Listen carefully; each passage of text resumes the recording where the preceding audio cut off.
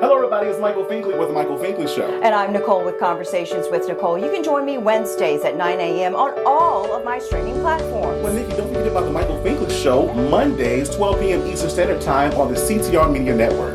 Join us.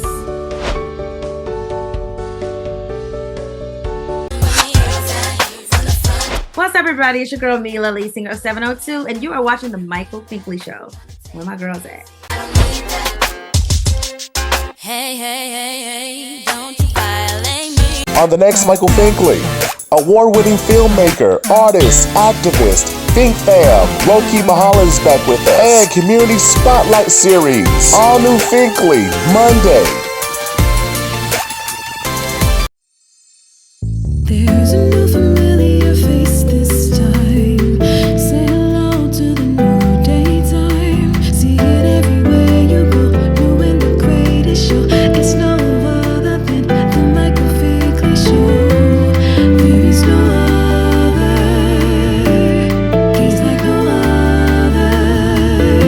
I'm so glad that someone resonates with me. Come celebrate with me. It's time to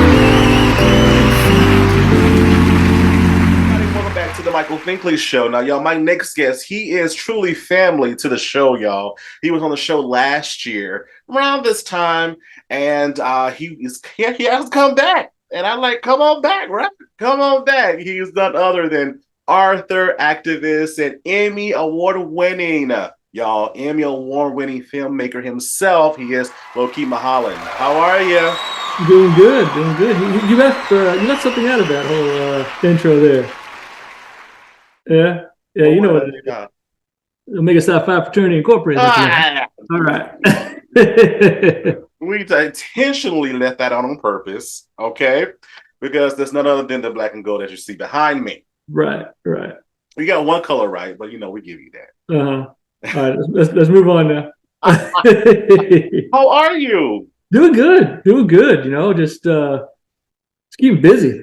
Busy till get out. I mean, we just been. We finished that film, that we talked about previously. The Emmett Till film. Yep. Emmett Till, White Lies, Black Death, and it's really intense. It's 54 minutes, and it's focused on those on who killed Emmett Till and the lies and conspiracy that was created to hide the truth. Because who we think did it is not the complete story, and what happened is not the complete story. And the story that's through Look magazine that most people are familiar with is not the story at all. I mean, it's amazing. It's people to this day still think it's just two people, and it's a great film. We enjoyed getting that out there, and we're going to continue to push that out. And then I've got a new book, right, that we released in May. Here's the cheap plug right there. Get Back to the Counter. A little forward by Ruby Bridges, but throw it out there. Throw it out there. Well, it's Ruby. But it's 7 lessons from a civil rights icon. So it's my mom's story. We have kids books on my mom and stuff, but we don't have anything for adults. And so I was like, I didn't want to do a straight biography. I wanted to do something that was a little more interesting, and a little more applicable, that we can, it's not just what are these lessons, what are these stories, but what lessons can we derive from that in our time. And it's interesting. I didn't frame it as leadership lessons or life lessons or anything. And so people have even taken it of getting back to the counter as here's the blueprint for, social action. So, which is great. I mean, people are taking it in a lot of different ways, and it's wonderful. I mean, we've got organizations that are already using it in trainings and the like. So it's been a blessing. Yeah. That is amazing. Wow. Now, please remind the Fink Fam. A lot of them are watching for the first time. Some of them are for the first time. Remind them who your mom is. Oh, yeah. All right. Well, mom is mom. So my mom is Joan Trumpower Mulholland, freedom rider. Let's see. Well, by the time my mom was 19 years old, I'll just use the usual plug I do. Okay. So the usual bio So by the time my mom was 19 years old, she'd been involved in about 3 dozen sit-ins and protests when she joined the Freedom Rides, and then they took that famous mugshot of her and put her on death row. But she's kind of the Forrest Gump of civil rights, right? I mean, if you know the movie and stuff, there's Tom Hanks' character, and he's like, meeting all these famous people or at all these different events, just happens to kind of be there. My mom, and if you name a person, the civil rights movement and an event, she's probably connected in some fashion. And so it's a really unique lens through which to see this history. And she went to Tougaloo College. She pledged Delta Sigma Theta, sorority incorporated. And she was on the Klan's most wanted list and hunted down for execution and the like, and survived to tell her story and continues to share that even to this day. I mean, I'll see her.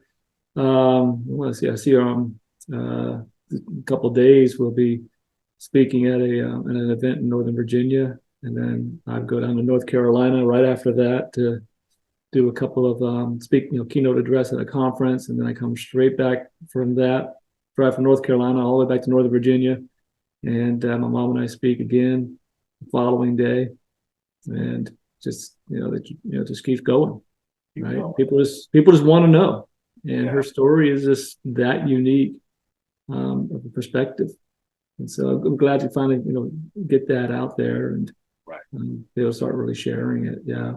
We just recently finished a kind of a book tour, if you will, through Mississippi and Alabama, and then Georgia as well. And it's just really cool, really, really nice to see people just really engage with it. So, yeah. And I look at your mom, I look at you and your mom on social media a lot, and you all have been viral several times. Oh, yeah?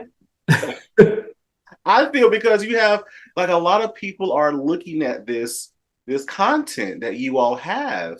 How does that feel, when people comment and they support and they subscribe and all this kind of good stuff towards this cause? Well, not everyone supports. Let's be fair about that. Well, even the naysayers watch. Right, that's true. They don't support. They still watch. They're still watching. Yeah, I mean, we have our TikTok channel, and I think we're 230,000 or something like that. I don't know. Instagram and the like, but. No, I mean, it's cool. I mean, it's this different generation that's really engaging in the stories, and it's and then to meet people that either at an event or even just walking through the airport. We actually, my mom and I, we were coming back. Where were we coming back from? I think it was from Atlanta. We're in the Atlanta airport, anyways, heading back to Virginia, and we had just dropped the car off.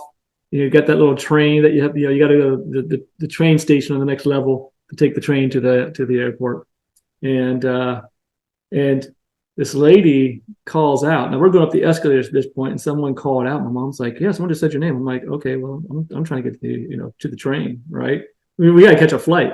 I'm not going to go back down the escalators again." And that person started coming up the escalator, and I'm like, "That's the person." I'm like, "Okay," and then we're getting to the train, and they're following us to the train, and before the doors close, she goes, "I follow you guys on Instagram and so forth. I just love the work you're doing." I'm like, "Well, we appreciate you." She goes, "Can I get a quick selfie?" I'm like, "Yeah, okay." And got the selfie, and they jumped off before the doors closed, and we were on our way, and people were like, "What's going on?" But I mean, it's nice because you get a real sense that you're making an impact, and that people are connecting to history. I think that's the neat thing is my mom, is still here, whereas many of folks like your friends, like John Lewis and such are gone. So we still have a few of these icons left, and that can share their stories, and so that's cool. I had this lady reach out to me like 2 days ago. Was it 2 days ago? That was yesterday, and she says, "This is going to sound really weird, but I'm from Vicksburg, Mississippi," and she's probably like 60. I'm from Vicksburg. I live in Baton Rouge. I was with my mom in the Mississippi Civil Rights Museum the other day, and she pointed to your mom's picture and said, "That's the lady that made you the black Raggedy Ann dolls, and your brother his teddy bear." She goes, did your mom sew? I'm like, yeah, she sewed all sorts of things. I mean, yeah, that's what she did. You know, she goes, now was she in Mississippi? I'm like, yeah. I'm like, but you know, I mean, I'm sure there's plenty of other people who are in Mississippi that sewed. She goes, a white freedom rider in Mississippi? I'm like, female and that can sew? I'm like, that sounds pretty close. I said, do you have a picture? She said, I don't have any pictures of the dolls, but my brother still has his teddy bear. I'm like, wow, get a picture. Let's take a look. I said, if I can see it, I can tell you if my mom did it or not. Gotcha. And so she sent it to me today, and I took a look at it, and I was like, oh my gosh. I went into my attic and took a picture of my teddy bear because it looks the exact same. Oh my God. And I said, here's mine. She goes, oh, I think I'm going to cry. I said, now, don't start crying yet. I need to show my mom the picture. Of course, my mom doesn't have a cell phone or anything like that, so I have to wait till I see her on Saturday. You know, this is today's Thursday, right? So we're recording this. So once I show it to my mom, you know, I mean, I'm like 99% certain. I mean, I really want it to be true, right? I was like, but that's what she did. You know, she was always touching lives in different ways. So and it sounds true. It does. I mean, it's there's no reason for her to make it up. I mean, she's got the teddy bear. I mean, her brother has it, and her grandmother went to Tougaloo College, which is where my mom went, but her grandmother went before it was even Tougaloo College. And she was involved in the civil rights movement, and that's where my mom, she said, your mom, you know, gave her these, said, hey, I understand you have grandchildren. Here's, you know, gave her these dolls and this teddy bear that she made for them. And, you know, 60 years later, they're trying to, you know, connect these dots. I mean, that's just crazy. But that wouldn't have happened if we weren't doing this type of work, and, you know, exactly, with social media as well. So, I mean, it's, exactly. There's these rewarding moments. Exactly. It all matters. Yeah. Why is this so important for you to say, you know what, I'm going full time, full force with this?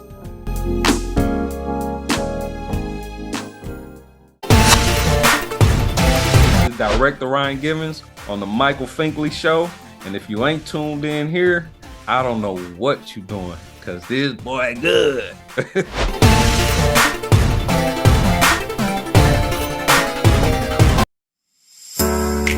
Hello everybody, it's Finkley from the Finkley Experience. We're an educational consulting firm that specializes in first-generation education. So we assist students with their college and career endeavors. We train school administrators on the state of first-generation students. And also, we partner with colleges and universities to assist with their first-generation population for easy transition from high school to college. So if you're looking for a presenter or speaker that presents on these topics and so much more, visit our website at thefinkleyexperience.com and learn about all that we do. We're looking forward to working with you. Looking for some of the best soul food right here in Mulholland, South Carolina? I promise you, come on down to Garden Alley.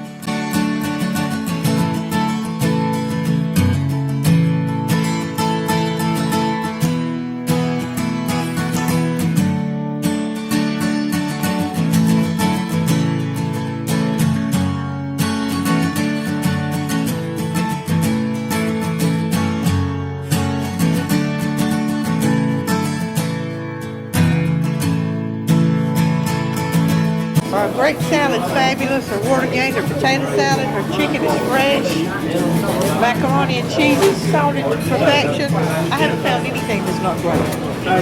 Best ever. Banana pudding, cakes, pies. Yeah. Selection is huge. Garden Alley is an awesome place to eat. I really love it. Come by and see the amazing staff at Garden Alley, downtown Mullins.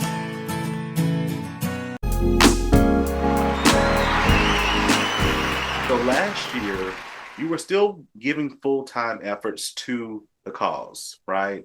But now it's like you're totally full-time. Yeah. Why is this so important for you to say, you know what, I'm going full-time, full force with this? Well, I mean, it just kind of took over anyways. I didn't even have much of a choice. Right. I mean, everything I was doing was just compounding. Like saying, it just gets busier and busier. Mm-hmm. I mean, let's not kid ourselves. The work needs to be done. Yeah. And we all need to do our part, and we all, have different capacities. I've been building the foundation for 10 years. This is my ninth film. And so it's been a slow burn, but we've gotten to a point where it's, building that momentum and unfortunately, like I said, work needs to be done. We're coming into a cycle where it's going to get worse. I mean, we know that. We know this election cycle in 2024 is going to be, to quote, I was talking with Rena Evers the other day, Meg Evers' daughter, and she said, Loki, it's all hands on deck next year. And I'm like, oh yeah, so it's going to be wild. I'm like, yeah. So, those of us who are in those unique positions that we can do this work, we need to be doing it. And there's a level of responsibility, and quite frankly, I mean, it's my people, if you will. I mean, those aren't my people, but it's white people. Let's just be honest. It's white people who are creating this chaos, and so and there are those who are sitting on the fence who don't quite know what to do, who don't agree or whatever, and those who can be converted. And it's people like me, who look like them, that are going to have the greatest impact on those opportunities. Because I'll have that chance to talk to them more readily than other people who don't look like them. And then to be able to have my mom's story out there as this example. I mean, it's, so it's like, I mean, they made the impossible possible, right? They ended legal segregation. So, anything can be done. Anything. Like, yeah. Seriously. I feel like in this stage in life, nothing is impossible. Yeah. Nothing is impossible. And I love the way you say that we have a great work to do, right? We all can contribute in so many ways. You talked about the film that was finished last time we were here. You have your new book that's out. What else is the duo up to? Eminem, what else are you up to? What am I up to? Well, I got another film I'm working on that we're going to get out early next year. The goal is March. I'm hoping that we can get it ready by March. But called Dying to Vote, and it's about the Vernon Dahmer story in Mississippi. And that's the central story, of which we will tell other stories from that, and about the history of this voter intimidation, and those who died for the right to vote, and those who died to protect the vote, meaning leading up to January 6th and the insurrection. And we're designing that film to be a short film, no more than 25 minutes long, so it can be slotted into more robust speaking opportunities for people to do screenings, not just us, but any organization that wants to screen it. That we'll give them access to the film, give them some talking points and so forth, and go do your screening either at your church or online or whatever it might be, whatever fits, and knock yourself out. We're not charging anything for it. And we want to take that film to some campuses as well, be it HBCUs and PWIs and the like, but is to have that discussion, that reminder of why we need to vote. My mom had said to me once, my friends died so you can vote. And she was talking about Cheney and Schwerner, Goodman, Cheney, and Schwerner from, 1964, Freedom Summer. So that's very real in the back of my head there. And again, it's one of those sort of things we have to do our part, and that, it's not too fine a point to say, that democracy is, in America is, hanging by a thread, and we got to, if we believe in these principles, then we need to do something, to fight for it. Because there are people who are fighting to move in a completely different direction, and make no bones about it. I mean, they've already said what they want to do. So, we gotta make that stand non-violently. I've been knowing you now for over a year, and what I love about you, Loki, is not your fraternity, But what I love about you, it's all family, man. It's all family. Come on. of course. What I love about you though is in talking with you, you are so mannered. Your passion's there. You do what you have to do, for the cause, right? You do what you have to do for the work, right? What keeps you motivated and to continue and say, I want to do this? Because you could have years ago, you could have said, oh, that was just my mama. I'm not doing what she's doing. She did what she had to do, and I'm going to live my life. But what keeps motivating you to say, I want to continue on this legacy? Oh man, what motivates me to do it? I want to know what else to do at this point. I remember I came back from shooting the film and came back from like a week later after that we were on the road for a week, and I just said to my wife, I'm like, I should just be an accountant again. She goes, that won't last.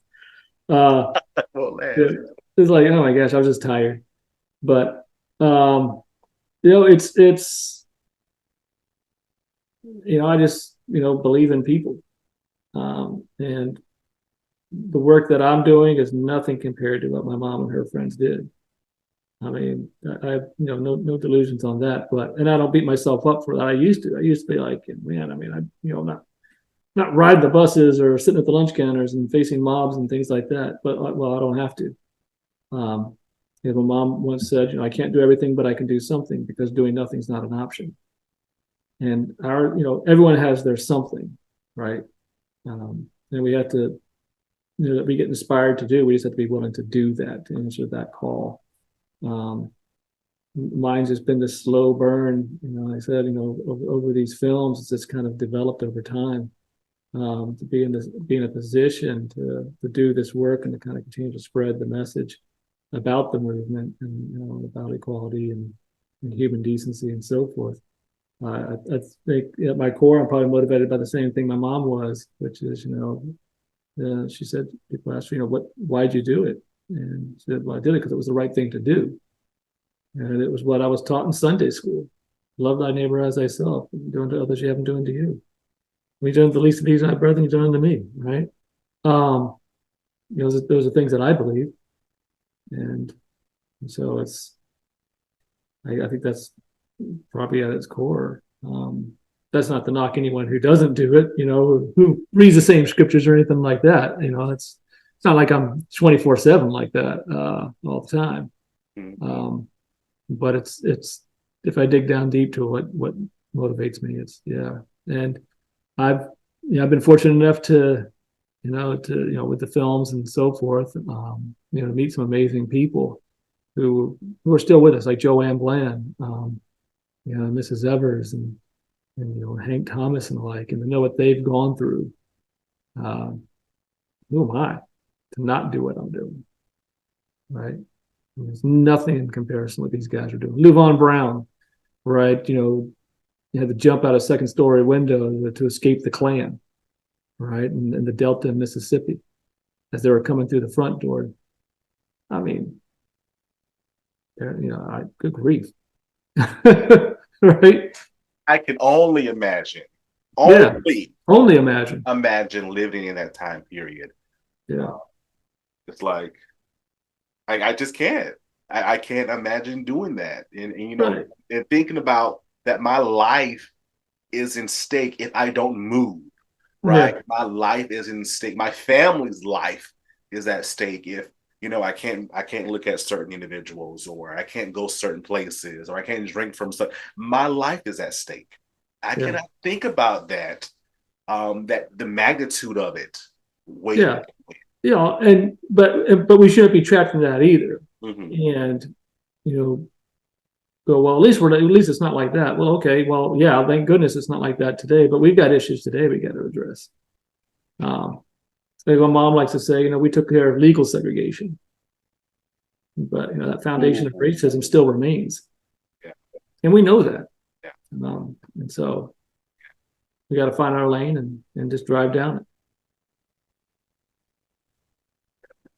I remember I lived in New Hampshire for 5 years, and I was working at this store, and I was the manager, and This person came in and literally wanted to call me the N-word.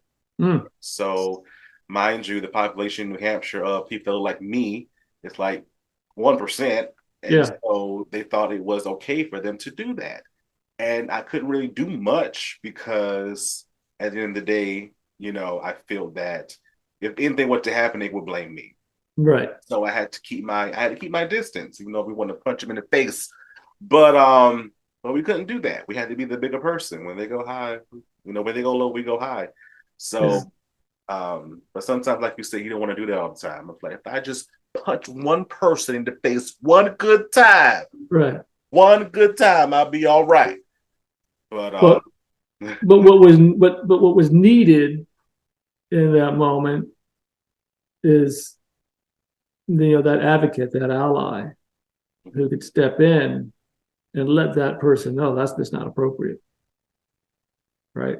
Someone who looks like them, you know, because I'm sure there were people in that store who heard it and winced, but did nothing about it. Like, it's not happening to me, so that's none of my business. And I get it. Look, I get it. We have. It's hard. It's not easy. It is. I get it. But sometimes I feel I'm not for violence or anything. No, I get it. Sometimes you just gotta. I don't have to touch you. I can hurt you with my words. I really can. Right. But you know, you don't want to see that side of me. But it's like you want to throw that out the window sometimes, even though you have to keep it here. But it's like, oh, I want to get you one time, you know, and to show you I'm not the one to mess with. Right. And but that kind of goes through my mind a lot. But I always mustered it up, and I'm like, okay, I'm the bigger person. Okay, all right, harmony. I mean, Hank Thomas, the burning bus in Anniston, right? That famous photo, and he's in the foreground and stuff. You know, he said, that, if you hit him, he's going to hit back. And nonviolence was a tactic, not a philosophy for him. Now, for others, it's a philosophy, it's a way of life. But for him, it was a tactic. It was like, okay, I understand what the mission is, and I'm not going to hit back because that's not what we're doing. But any other situation, he's hitting back, right? So you just got to keep in mind what the objective is sometimes. I know, but still, it's easier said than done, right? I want to read my feelings sometimes. Right. Yeah, give me that. Like just one out of 100. Give me that more. But how can the Fink Fam purchase your book, and how can they follow you on social media?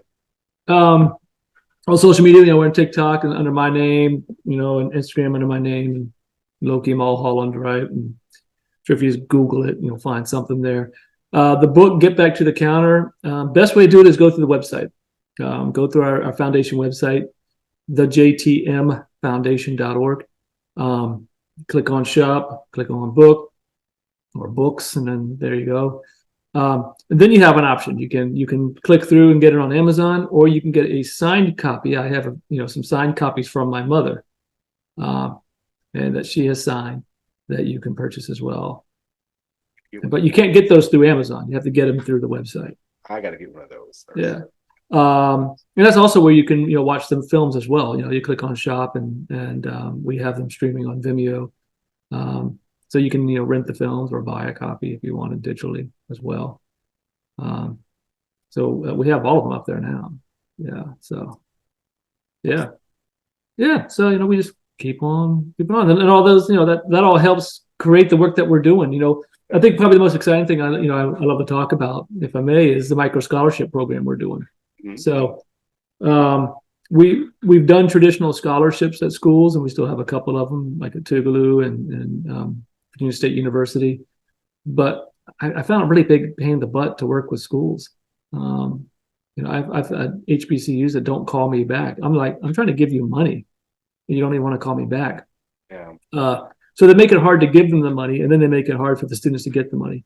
So what we did is we created a program called Micro Scholarships, and it's for African American students attending HBCUs, where then every week, you just put your name in a hat once, anytime during the school year, and through the semester, and we just draw names out, and every week. This semester, we were able to do 2 names a week. They get $250. There's no essay to fill out or anything like that. We just you do with it what you want. You're an adult. We're going to treat you that way. You know what you need. It's for your well-being. For food, gas. Rent, books, whatever. We had a student recently. Where was it at? I think I forget where he went to school at. But he was telling me. He said he got. I said, what'd you do? What'd you end up doing with the money? It's a little testimonial we're getting from an impact statement. He said, well, I got some food for myself, and then I had 2 elderly neighbors that needed food as well. I'm like, see, if that was a regular scholarship, they wouldn't be able to do that, right?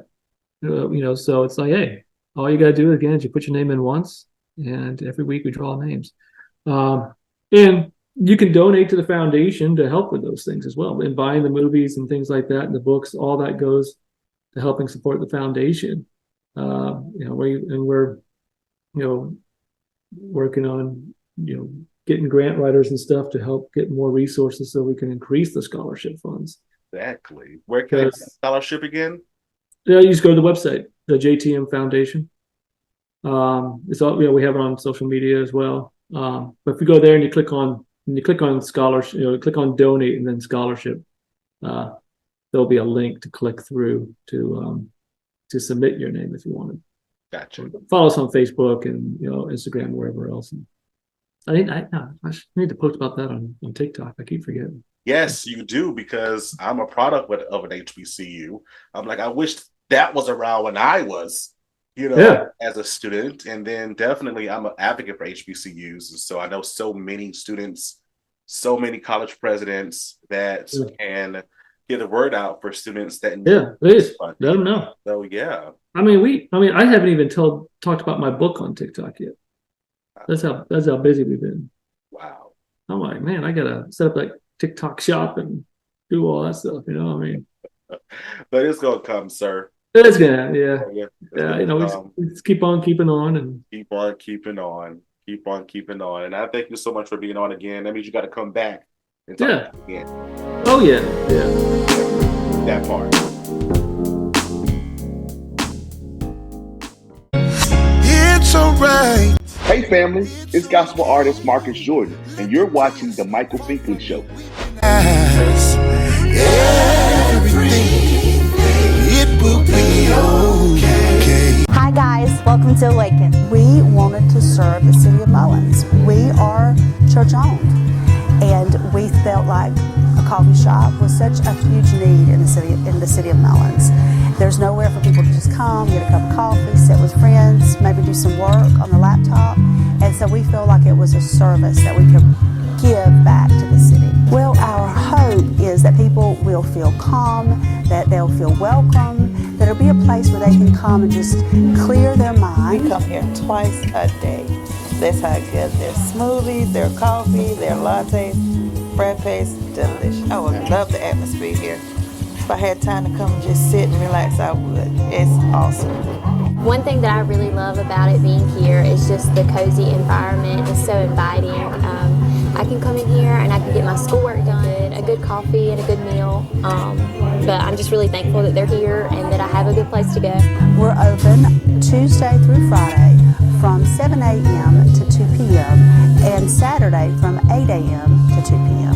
Awaken Coffee Bar, downtown Mullins. What's going on, beautiful people? My name is Prince Hortboom, and I play Jacob in Fate Seduction, and you guys are watching The Michael Finkley Show.